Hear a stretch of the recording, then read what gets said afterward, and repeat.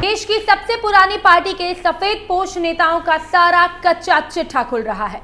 एक एक करके वो लोग रडार पर आ रहे हैं जिन्होंने भ्रष्टाचार करके जमकर माल बटोरा है। देश के अलग अलग राज्यों में ईडी के ताबड़तोड़ एक्शन से बवाल मचा हुआ है और इस छापेमारी में कई सफेद पोश लोगों पर भी जबरदस्त एक्शन हो रहा है। ईडी के तगड़े एक्शन से कांग्रेस के दिग्गज नेता फंसे हुए हैं, लेकिन कांग्रेस नेता की गिरफ्तारी के बाद उनके खजाने को लेकर जो खबर सामने आई है उसने सभी को हैरान कर दिया है। करोड़ों का खजाना और जमीन की लिस्ट देखकर आपके पैरों तले जमीन खिसक जाएगी। तो चलिए पूरी कहानी से आपको रूबरू करवाते हैं और बताते हैं कि आखिर किस मामले में कांग्रेस नेता पर ईडी का डंडा चला। नमस्कार, मैं हूं आपके साथ प्रियांशी मिश्रा और आप देख रहे हैं कच्चा चिट्ठा। ईडी के शिकंजे में कांग्रेस का दिग्गज नेता, करोड़ों का कैश देखकर चकराए अफसर, कांग्रेस विधायक की बढ़ गई मुश्किलें, ईडी की रेड से मचा कांग्रेस में कोहराम। ईडी के एक्शन से कोई भी नहीं बच पाएगा। जिसने भी भ्रष्टाचार किया वो कहीं भी जाकर छिप जाए, ईडी के हाथ वहां तक पहुंच जाएंगे। देश के अलग अलग राज्यों में चल रही ईडी की छापेमारी से भ्रष्टाचारी लोग में हड़कंप मचा हुआ है, क्योंकि इस बार ईडी के शिकंजे में है कांग्रेस के विधायक। तो चलिए पूरी कहानी से पर्दा हटाते हैं। ईडी ने हरियाणा में कांग्रेस विधायक राव दान सिंह, उनके बेटे और करीबियों पर बैंक ऋण धोखाधड़ी से जुड़े मनी लॉन्ड्रिंग के मामले में छापेमारी की है। छापेमारी के दौरान ईडी को कांग्रेस विधायक के ठिकानों से इतना कैश मिला कि जांच एजेंसियां भी गिनते गिनते थक गई। बताया जा रहा है कि छापेमारी के दौरान ईडी ने 1.42 करोड़ की नकदी बरामद की है। आरोप है कि उनसे इस बारे में पूछा गया तो वो कुछ भी साफ साफ नहीं बता पाए। इतना ही नहीं, विधायक और उनके परिवार से जुड़े ठिकानों पर 30 से अधिक अघोषित फ्लैट और जमीन से संबंधित दस्तावेज जब्त करने का दावा भी ईडी कर रही है। मीडिया रिपोर्ट के मुताबिक ईडी ने 30 से ज्यादा बेनामी फ्लैट और जमीन से संबंधित दस्तावेज भी जब्त किए हैं। खबर है कि विधायक, उनके परिवार, एक संबंधित company Sun City Projects Private Limited, Allied Split Limited और इसके प्रवर्तक मोहिंदर अग्रवाल, गौरव अग्रवाल और कुछ अन्य के खिलाफ दिल्ली, झारखंड के जमशेदपुर, हरियाणा के महेंद्रगढ़ और गुरुग्राम में 18 जुलाई को छापेमारी शुरू की। केनरा बैंक को लगाई 1392.86 करोड़ की चंपत। ईडी के इस मनी लॉन्ड्रिंग केस की जांच सीबीआई की तरफ से दर्ज धोखाधड़ी के केस के बाद शुरू की गई थी। सीबीआई की एफआईआर में आरोपियों पर रुपयों की हेराफेरी करके धोखाधड़ी करने, आपराधिक धांधली, आपराधिक विश्वासघात और ठगी करके केनरा बैंक के नेतृत्व वाले बैंकों के संघ को 1392.86 करोड़ रुपए से ज्यादा का नुकसान पहुंचाने का आरोप लगाया गया था। ईडी ने एक बयान में कहा कि छापेमारी अभियान में समूह की इकाइयों और व्यक्तियों के परिसर से 1.42 करोड़ रुपए की नकदी, 32 अघोषित फ्लैट और जमीन, विभिन्न लॉकर, ट्रस्ट आदि के दस्तावेज जब्त किए गए हैं। जिन इकाइयों पर छापेमारी की गई उनमें राव दान सिंह के बेटे अक्षत सिंह की इकाइयां भी शामिल है। हालांकि इसमें यह नहीं बताया गया कि वास्तव में कहां से क्या जब्त किया गया है। 4 बार के विधायक है राव दान सिंह। हरियाणा के 90 संसदीय विधानसभा में रावदान सिंह महेंद्रगढ़ सीट का प्रतिनिधित्व करते हैं। इस साल के अंत में हरियाणा विधानसभा के चुनाव प्रस्तावित हैं। 4 बार के विधायक और व्यवसायी ने हाल ही में लोकसभा चुनाव में कांग्रेस उम्मीदवार के रूप में भिवानी महेंद्रगढ़ सीट से चुनाव लड़ा, लेकिन वो भारतीय जनता पार्टी के धर्मवीर सिंह से 41,000 से ज्यादा मतों के अंतर से हार गए। उन्हें पूर्व मुख्यमंत्री और हरियाणा विधानसभा के नेता प्रतिपक्ष भूपेंद्र सिंह हुड्डा का करीबी माना जाता है। कांग्रेस विधायक सुरेंद्र पवार पर भी ईडी का शिकंजा। ईडी की ताबड़तोड़ कार्रवाई से कांग्रेस में मचा बवाल।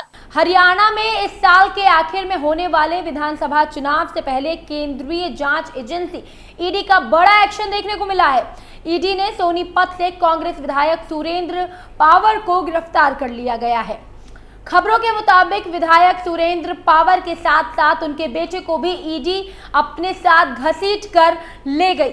इससे पहले ईडी ने कांग्रेस विधायक सुरेंद्र पावर के सोनीपत समेत अन्य ठिकानों पर छापेमारी की थी। विधायक सुरेंद्र की गिरफ्तारी अवैध खनन मामले में की गई है और इस मामले में ईडी ने मनी लॉन्ड्रिंग के तहत केस दर्ज किया है। एक साथ 20 ठिकानों पर छापेमारी। गौरतलब है कि एनफोर्समेंट डायरेक्टोरेट यानी ईडी ने इसी साल जनवरी में अवैध खनन मामले को लेकर दर्ज मनी लॉन्ड्रिंग के केस में सोनीपत कांग्रेस विधायक सुरेंद्र पावर और अन्य सहयोगियों और रिश्तेदारों के ठिकाने पर ताबड़तोड़ छापेमारी की थी। सोनीपत के साथ साथ यमुनानगर, फरीदाबाद, करनाल, चंडीगढ़ और मोहाली के 20 ठिकानों पर घंटों छापेमारी चली थी। इस दौरान कांग्रेस विधायक सुरेंद्र पावर के साथ पूर्व INLD MLA दिलबाग सिंह पर भी ईडी ने शिकंजा कसा था। सुरेंद्र पावर का पूर्व इनेलो विधायक दिलबाग सिंह के साथ कनेक्शन जुड़ने पर यह कार्यवाही की गई थी। छापेमारी के दौरान जमकर हंगामा। सोनीपत में ईडी ने 20 जुलाई की सुबह ही धावा बोल दिया था। अचानक ईडी के इस एक्शन से हंगामा मच गया था। आपको बता दें कि दोनों ही नेताओं को, सुरेंद्र पवार और दिलबाग सिंह और उनके सहयोगियों को ठिकाने पर ईडी की टीम सुबह सुबह ही छापेमारी करने के लिए पहुंच गई थी। इन ठिकानों पर ईडी ने तलाशी लेते हुए तमाम दस्तावेज और रिकॉर्ड खंगाले थे। ईडी की रेड के दौरान कांग्रेस विधायक सुरेंद्र पवार सोनीपत में अपने घर पर ही मौजूद थे। छापेमारी के दौरान ईडी ने घर से किसी को भी अंदर या बाहर जाने नहीं दिया और सबके मोबाइल जब्त कर लिए थे। साथ ही बाहर सुरक्षा कर्मियों को भी तैनात किया गया था। कांग्रेस के कई विधायकों पर ईडी की रेड। कांग्रेस के विधायकों पर लंबे वक्त से ईडी की नजर है। ईडी इन काले धंधों पर चुपचाप नजर बनाए हुए है और जैसे ईडी ने हाथ मजबूत सबूत लगे तो जांच एजेंसी इन सब पर धावा बोल देती है। आपको बता दें कि हरियाणा के सोनीपत में कांग्रेस विधायक सुरेंद्र पवार के अलावा पानीपत के समालखा से कांग्रेस विधायक धर्म सिंह छौकर के ठिकानों पर भी ईडी ने रेड मारी थी। ईडी ने मनी लॉन्ड्रिंग मामले में पिछले साल जुलाई में धर्म सिंह छौकर पर छापेमारी की थी। इसके बाद धर्म सिंह छौकर के बेटे को भी गिरफ्तार कर लिया गया था। पटना से लेकर नोएडा तक में ईडी का ताबड़तोड़ एक्शन। विवादों में चल रही कंस्ट्रक्शन कंपनी SP सिंगला के ठिकानों पर ईडी की रेड चल रही है। सुबह सुबह ईडी की छापेमारी से हड़कंप मच गया है। पटना से लेकर दिल्ली तक कई ठिकानों पर एक साथ छापेमारी की खबर है। ईडी ने इस बार फिर मनी लॉन्ड्रिंग केस में ये छापेमारी की है। बिहार के पटना, हरियाणा के पंचकुला समेत अन्य शहरों में तलाशी की जा रही है। पटना के boring road Ganga project office में ईडी के अधिकारी पहुंचे थे। विवादों में रही SP सिंगला कंस्ट्रक्शन कंपनी के ठिकानों पर ईडी की टीम दस्तावेज को खंगाल रही है। मिली जानकारी के अनुसार मनी लॉन्ड्रिंग की शिकायत पर ईडी की team SP Singla construction company के ठिकानों पर शुक्रवार की सुबह सुबह दबिश दी थी। पटना के अलावा दिल्ली में भी कंपनी के ठिकानों पर रेड चल रही है। कंपनी के क्षेत्रीय कार्यालय समेत प्रोजेक्ट कार्यालयों पर भी छापेमारी चल रही है। ईडी की टीम ठिकानों पर दस्तावेज की खोज और पड़ताल कर रही है। SP Singla construction company Bihar के भागलपुर के सुल्तानगंज में अगवानी पुल का निर्माण परियोजना पर काम कर रही थी। अगवानी घाट पर निर्माणाधीन पुल का एक हिस्सा गिरने के बाद ये कंपनी चर्चा में रही थी। इस घटना को लेकर खूब हंगामा भी हुआ था। अगवानी पुल का निर्माण कर रही SP सिंगला कंपनी के ऊपर भी गंभीर आरोप लगे थे। इतना ही नहीं, निवेशकों से ठगी के एक और मामले में ईडी ने अपनी जांच तेज की। ईडी ने रियल एस्टेट कारोबार से जुड़े ATS समूह के विरुद्ध prevention of money laundering act के तहत केस दर्ज किया है। ATS समूह पर लगभग 3400 करोड़ रुपए की परियोजनाओं में निवेशकों को आकर्षक योजनाओं का झांसा देकर फंसाने और उनसे बड़ी रकम हड़पने का आरोप है। ईडी समूह से जुड़ी 63 कंपनियों के विरुद्ध जांच करेगा।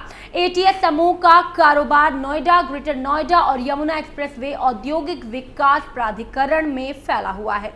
सूत्रों का कहना है कि ईडी ने मामले में ग्रेटर नोएडा अथॉरिटी और येडा से ATS समूह से जुड़ी जानकारियां जुटाई हैं।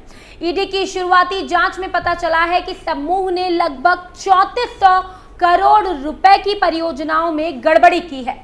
समूह के संचालकों ने आकर्षित योजना बनाकर लोगों को झांसा देकर निवेशकों से परियोजनाओं में निवेश करवाया था, जिसके तहत निवेशकों ने 3 साल में फ्लैट उपलब्ध कराने अथवा बड़े दरों पर निवेशकों से फ्लैट वापस खरीदने का भरोसा दिलाया था। निवेशकों को पोस्ट स्टेट चेक भी जमा करना पड़ा था। निर्धारित समय के बाद भी लाभ न मिलने पर निवेशकों ने पुलिस से भी शिकायत की थी। निवेशकों की ओर से नोएडा पुलिस और दिल्ली की आर्थिक अपराध शाखा द्वारा 10 से अधिक मुकदमे दर्ज किए गए थे। ईडी ने इस मुकदमों को आधार बनाकर अपने केस दर्ज की छानबीन शुरू की। ईडी समूह से जुड़ी ऐसी कई कंपनियों की भी जांच करेगा जो दिवालिया घोषित की जा चुकी हैं। विभिन्न कंपनियों के माध्यम से किए गए लेन देन की शुरुआत की गई थी। कई बैंक खातों का ब्यौरा भी जुटाया जा रहा है।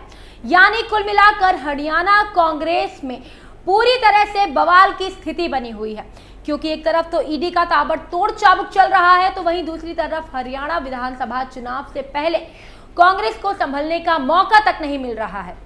तो अब देखना यह होगा कि कांग्रेस हरियाणा को किस तरह से अपनी जमीन बचाती है। कच्चा चिट्ठा में फिलहाल इतना ही। बाकी खबरों को जानने के लिए आप देखते रहिए कैपिटल टीवी। नमस्कार।